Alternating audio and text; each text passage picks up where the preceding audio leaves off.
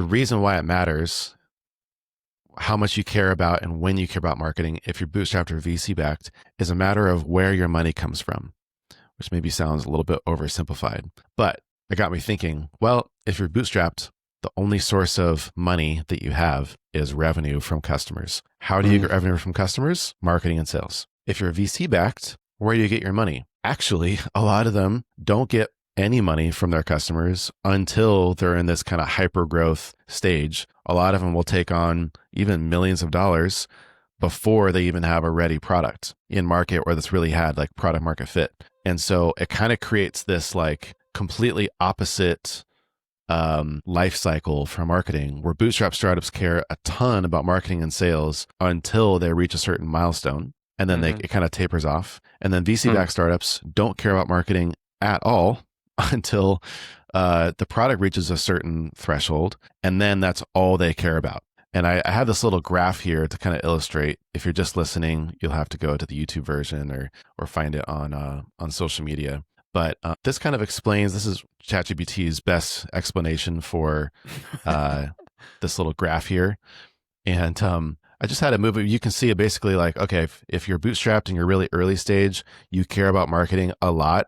And then the later stage you get as a company, the less you care about marketing. And VC-backed startups are the exact opposite. If you're really early stage, you're probably in stealth mode. You're probably just investing in product design, engineering. And then once there's some semblance of product market fit, then it's like, okay, now let's just pour gasoline on the fire and really turn, do everything, do all the things. And now it's like a race to try to hit the next revenue milestone so you can do your next round of funding. Okay, so I have like two off the bat, like thoughts / questions. The first is my brain immediately goes to, this is like a runway issue, like how much runway someone has is like how much money is there in their account, how many months of operating expenses do they have before they need to be generating, money from their customers, which a lot of the VC, like these giant startups that have no revenue or have no profit, are like the runway feels kind of endless because they're so big and important that they just keep getting money in. And so with a bootstrap company, it's like the runway could be days, it could be a month, 2 months. And so without any income or any investors, you're out of water. The other thought I had is part of it probably has to do with like prestige. Like a lot of these like big VC backed companies, if they release like a beta or an alpha of their product that's kind of crap, just to like start testing the waters, everyone's going to be like, like I'm done, like we're out, or don't invest during the next round. Like look at what they're producing, versus if they sit in their basement for 2 years with all their money and they build till they have this like beautiful, perfect thing. And then on a big launch, then it kind of justifies a lot of the money that was put in because the product has a certain look and feel and everything is really, really tight and clean. Whereas a lot of bootstrap people, they're just like re-release. They're just like constantly like building on top of the initial build, which didn't have to look pretty at the time. They're like, I just need something that works so I can generate revenue. But maybe that whole thinking is incorrect. That's just like my gut reactions. It sounds like part of it to me. The other thing that I was going to add to that is you see the same thing with animals when they're hungry versus when they're not. Like if you're fat and happy, are you going to have the same kind of instinct to go out and kill something and then eat it? Probably not. You're just going to sit there and do whatever animals do when they're not hunting. Versus if you're starving and you need something or you are going to die, you're going to go hunt. So I'd say that would be the animal equivalent of that. It reminds me too of there's a quote in the show Silicon Valley where the big investor guy, what's his name? Russ Hanneman. Yes, Russ Hanneman. He's like, revenue? He's like, no. Don't do any revenue, because as soon as you have revenue, then you have to show like growth. And then it's never like fast enough. There's never enough growth. There's never enough revenue. He's like, what you want is you just want users and you want traction, and like you want to show metrics that are like easy to show success in, all these vanity metrics. That is kind of the case. But more so, I think what this makes me think of too is like who makes for good clients for us, and not just in that like they pay us a lot of money or that they're nice to work with, but also like who can we provide the most value for? And it is interesting because it follows the exact same kind of graph where we love working with super early stage bootstrap startups because they're a blank canvas. We've worked with startups where they were like, hey, here's this early 2000s template that I just like roughly filled in, and I don't even have a brand, or it's just a single page website, and that's my marketing.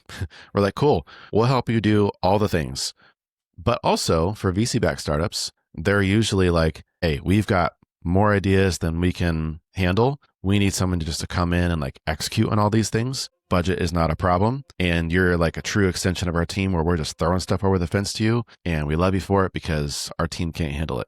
And both of those are like good and okay. But it's just interesting that we don't work with as many later stage bootstrap startups because their marketing is already more mature. And we don't work with as many VC-backed startups who are super early stage because they don't care about marketing at that point. Yeah. Unless I think that I'd be curious to see what happens toward the end of that maturity phase for bootstrappers, because I feel like at some point they become so mature that it's antiquated, and then they have to reestablish themselves as, your 2.0 version of your product and your positioning and your brand.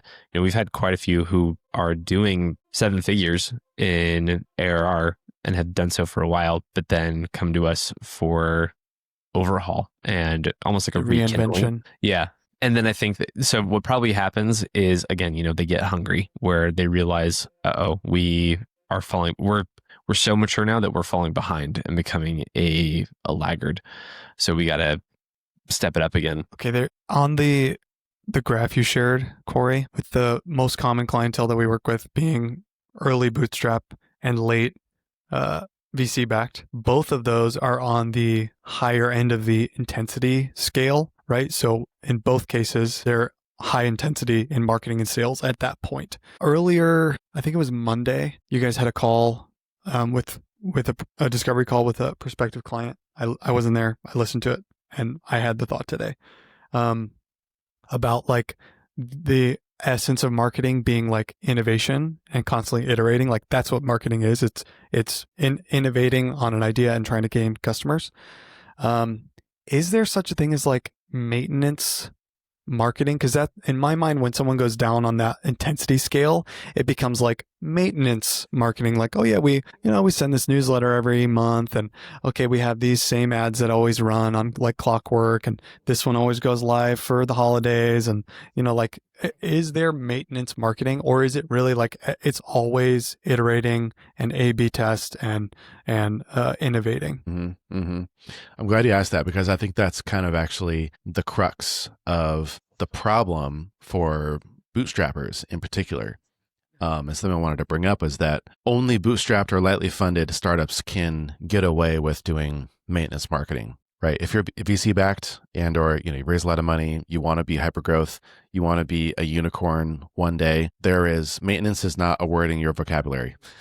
There's no room for taking your foot off of the gas pedal. The only reason why some startups could take their foot off the gas is because they don't have any investor pressure, and or they are content with their current amount of profitability, whatever revenue milestone, whatever growth rate that they're at.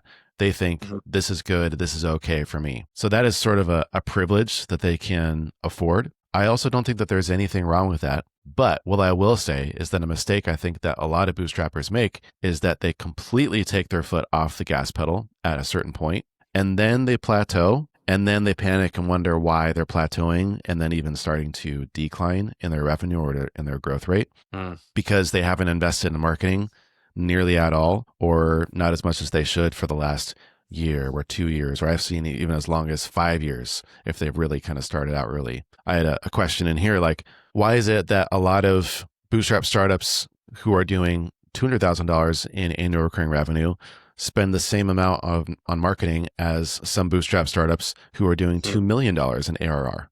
Like that, it shouldn't be the case, right?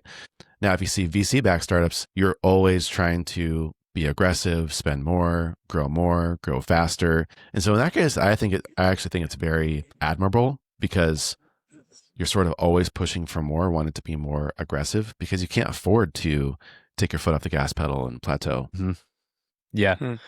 I think there's good for any kind of bootstrapped company that's able to get to a point where they don't feel the pressure to grow and continually move, because it's a double-edged sword, right? Like, you can make decisions that are not great when you're in a state of panic and feeling like you have to do something.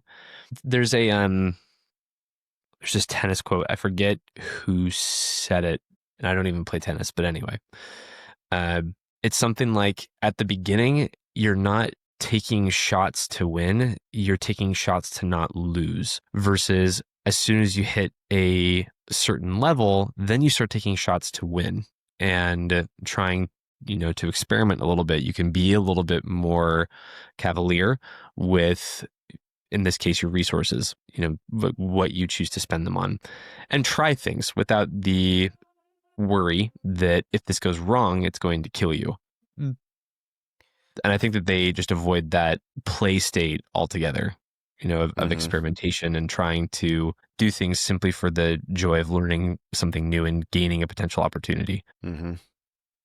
And an unfortunate truth for a lot of bootstrappers and bootstrap founders is that not a lot of them will say this, but they underinvest in marketing because that means that they make more profit that they can pull out in distributions. And so they're scared to invest in marketing that might not work because then they don't make as much money at the end of the day or the end of the year.